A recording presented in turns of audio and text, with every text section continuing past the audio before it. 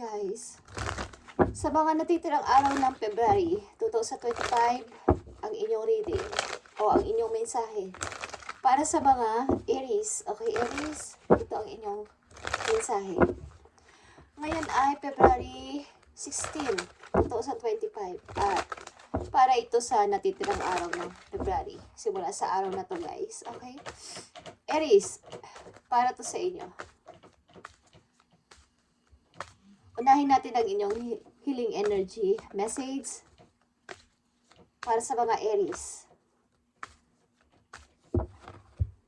Okay guys.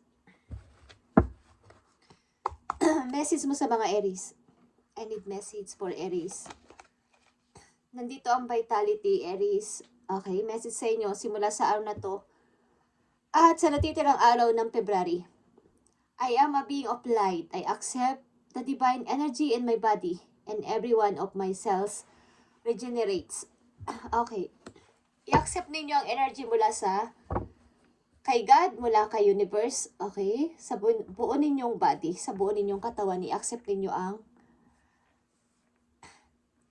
light of energy. Okay? Na mas maging malinaw pa lahat-lahat. Ano man yung inyong pinagdadaanan sa araw-araw. Aries. At mag-generate yan sa inyong buong katawan. Ang energy na yan, light of energy, sa inyong buhay. Kahit pa kayo ay ano man ang inyong kalagayan sa buhay. Okay, Aries?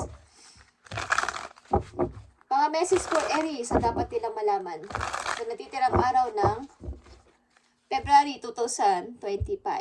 Mga natitirang araw ng February 2025, mga dapat ninyong malaman guys. At dapat ninyong tandaan. Okay, I need lang ng 3 messages dito para sa inyo. Sa mga Aries, okay. Ang ilan sa inyo sa naghahanap ng trabaho guys, o naghahanap o naghihintay kayo ng isang opportunity mula sa malayo. So, ito ang dapat ninyong malaman. Okay. Nandito ang strike and 2 of wands. At saka ang the lovers. Okay.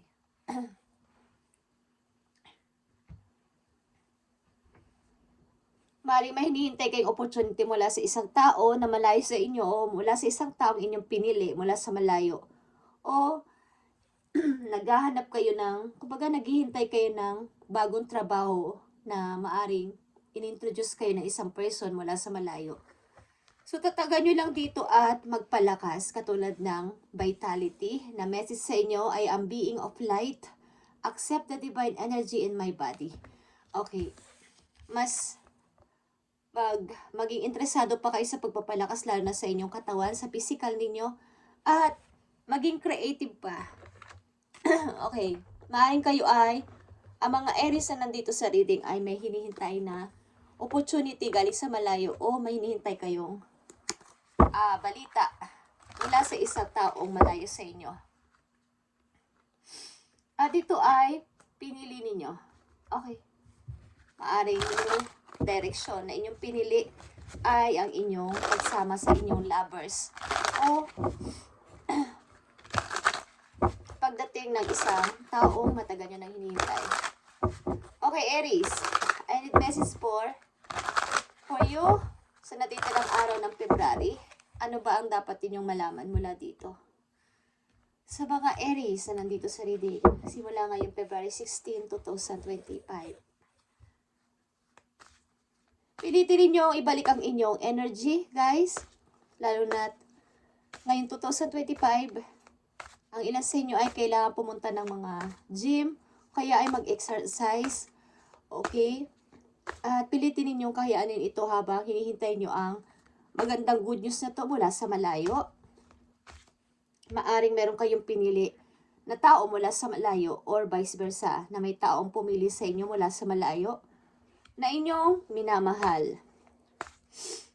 Ito ay pag-i-start, restart ng magandang buhay, Aries. Okay, I need the message dito for Aries. Magpalakas kayo guys para sa inyong bagong piniling tatahakin buhay. Okay? Nandito ang King of Wands, ito ay iyong energy. At the Fool is here. Okay. Two of Cups is here. Okay guys.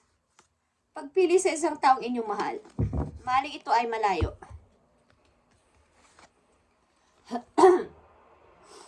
Yeah. Kayo ay nasa healing process o nasa situation na kailangan nyo pa magpalakas o ibalik ang energy sa inyong katawan. Katulad na sinabi ko, at King of Swords is here. Ito ay isang practical na desisyon na inyong gagawin sa bago ninyong buhay, sa bago ninyong mundong pupuntahan o tatahakin. Ito ay gusto nyo because meron ditong opportunity. Siguro kung kasama nyo ang tao na to, mas magandang opportunity na mangyayari sa akin. Okay, yan ang inyong naiisip. At kung pupunta ako sa lugar na yon, mas maganda doon at mas maayos ang mga, malapit sa mga chances. Okay, may chance na lumago ang pagkakapirahan ko. Kung pipiliin ko ang tao na to. Okay, Aries. Message sa'yo sa natitirang araw na February 2025.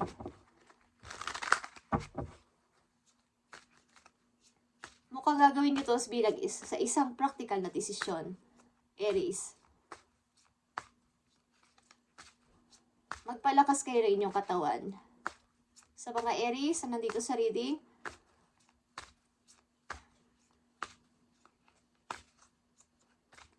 mag-exercise kayo kung kinakailangan. Ilan sa inyo ay nagkukulang sa pag-ehersisyo. Tingnan natin ang message po, yung Aries. At dito rin sa place ko, napakalamig guys. Kung malamig ang inyong place, panatilihin yung, galiin yung uminom ng lemon water. Okay. Message po o advice. Nandito ang bear. Andito na naman ang strength. Okay. The bear symbolizes a strong source of support in times of difficulty and adversity. It may be time for you to stand for your beliefs or your truth with strength and confidence. You are free to roam at will follow your path. Okay. Sa pagkakataon nito, Aries, ay sinasabi sa inyo na piliin nyo na ang bagong buhay. Yeah, nandito na rin ang butterfly. Ito ay pay attention to the areas in your life or personality that are in needs of provide change or transformation. You're about to enter a phase of expansion and growth which will be highly beneficial for your future. Para ito sa iyong future, ang pagpili mo sa bagong path ng iyong buhay, Aries. So, maging mapag-obserba ka at mapanuri sa iyong mga gagawin o iisipin o pagdidesisyonan mula sa araw na to sapagkat nakasalalay dito ang iyong future sa iyong pagpili na to. Kung ito ay hindi pa nangyayari at nandito na kayo sa path ng sitwasyon na ganito na may pamimilian, piliin nyo na ang bagong path ng buhay, Aries, para sa iyong future, okay? Sapagkat pagkasama mo ang person na to, maaaring kayo ay giginhawa sa money. Sapagkat ang tao na to ay yung iyong happiness. Okay? Kumbaga ngayong February o ngayong 2025, pagpasok ng 2025 sa buhay mo ay nararamdaman mo na parang may pagbabago na pakunti-ngunti sa aking buhay.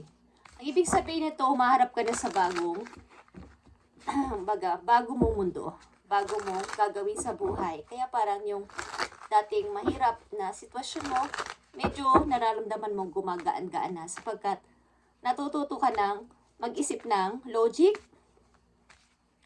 nag-e-exercise na kayo, nagme-meditate, kumakain na sa tamang oras, at nakakatulog na ng, kumbaga hindi dati hindi kayo napagkakatulog, medyo umaayos na kayo sa kasalukuyan.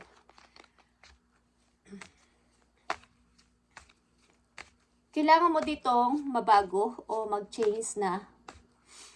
Ito ang mensahe sa inyo ngayon natitirang araw ng February. Pinupush kayo ng kapalaran na piliin ang bagong path ng buhay sa mga Aries na nandito sa reading. Para sa inyong future. Nakasalalay dito ang inyong future, guys.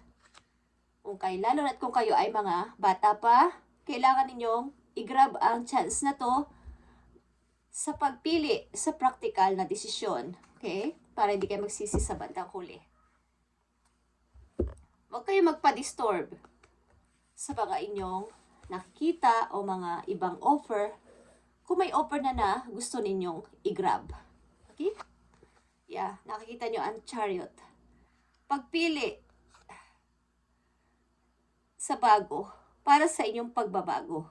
Para sa pag-change ng iyong buhay. Ito ay iyong tagumpay. Guys, nakikita nyo ang Two of Swords.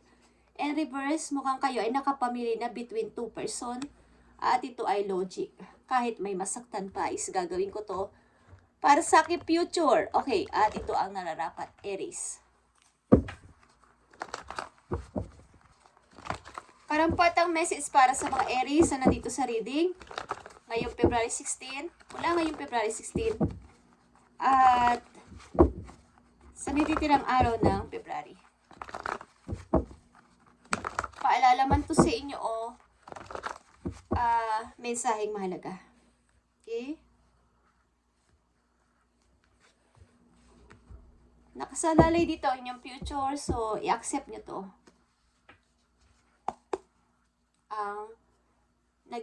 Inyong hinihintay sa malayo o pinili nyo sa malayo o pumili sa inyo galing sa malayo. Okay? Aries. Yeah. Heartache and loss is here. And loss is ibig sabihin na nakakaranas kayo minsan ng pagkalungkot at feeling alone. Mukhang ang ilan sa inyo ay iniwan ng maraming tao at nahirapan sa buhay. Nasaktan. Okay? So, wag niyong panatilihin ang sarili niyo na nandito kayo sa dark na nalulungkot ng tuloy-tuloy. Okay, Aries? Tingnan natin pa ang message po yun. Deception in envy is here. Mga panibog ho sa paligid meron sa inyo mga kapwa katrabaho, sa pamilya o sa inyong mga kaibigan. May nag-iisip na hindi maganda sa inyo. May pwedeng magchismis about sa inyong buhay. So, mag-ingat kayo dito sa mga taong dalawang mukha sa inyo harapan. Na nararamdaman nyo naman yan na sila ay hindi okay ang pakikitungo sa inyo kapag nakatalikod na kayo. So, maging aware kayo sa inyong makikilala. Maging mapag-obserba kayo sa mga taong inyong mamimit. At baka kayo ay i-chismis ng hindi naman. Wala namang katotohanan sapagkat ito ay may inggit na nararamdaman ang tao na to sa inyo. Pagtataksil. Okay. Andito na naman ang strength or power. Ito ay 3 na ang lumabas sa iyo dito at ito ay 888. Ang ibig sabihin nito ay positive movement forward o tuloy-tuloy. Gamitin mo ang iyong inner strength dito para sa iyong pagtatagumpay sa buhay. Harapin mo ang anumang situation o anuman ang nangyayari sa iyong situation sa kasalukuyan. Harapin mo to ng buong tapang at wag mong kumbaga ipaglaban mo ang relasyon na to, kung ano man to, sa iyong buhay. Harapin yung dalawa ng buong tapang ang inyong relasyon, kung ano man to guys.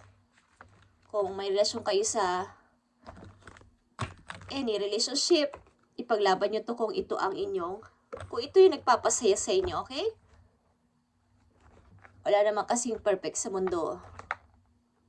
Hanggat the more na hindi kayo nakakasakit ng tao, at ito yung binubulong ng inyong puso is sundin ninyo, okay? Isang message na lang sa inyo, Aries. Tingnan natin. Ang napakagandang message po yun. At maaaring ito ay may kinalaman sa inyong sitwasyon or sa inyong kaperahan. Okay, Aries. Tingnan natin. Sa natitirang araw ng February 2025. Ito ay power, guys. At dalawa din tong couple sa ibang card. Okay. Dalawa din tong couple. Maaaring old and young couple. Alin man sa inyong mas matanda. Okay? Or hindi man naglalayo ang inyong edad. But ito ay powerful couple. Okay? Aries. Message mo sa mga Aries na nandito sa reading, nabibigyan mo ng napakagandang mensahe today. Tingnan natin, Aries.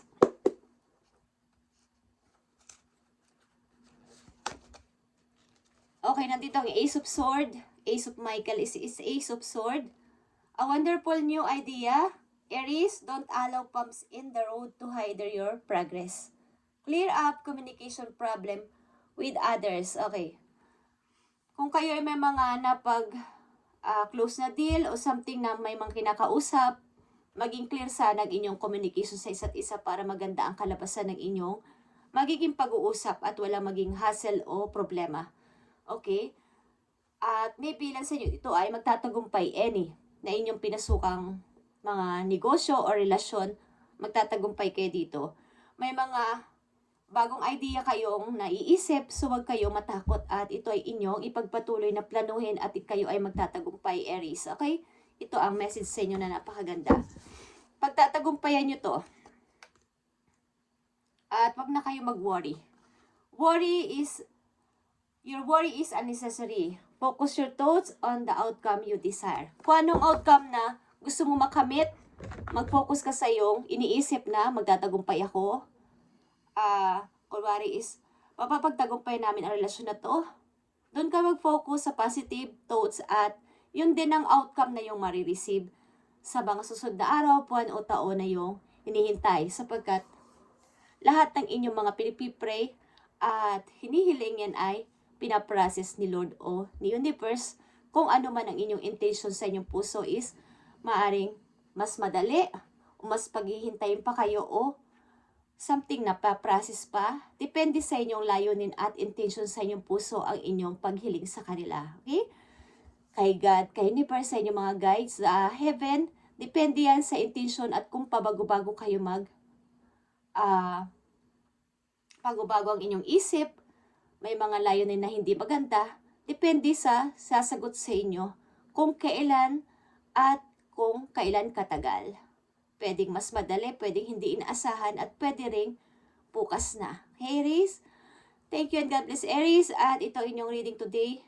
At pagpalain kayo ni God sa inyong mga paplanuhin at kailangan mo dito ng pagpili sa new path ng iyong buhay. At sa taong ito ay pag-ais, lahat ng problema is paglabanan nyo ng sabay. Okay? Thank you and God bless, Aries.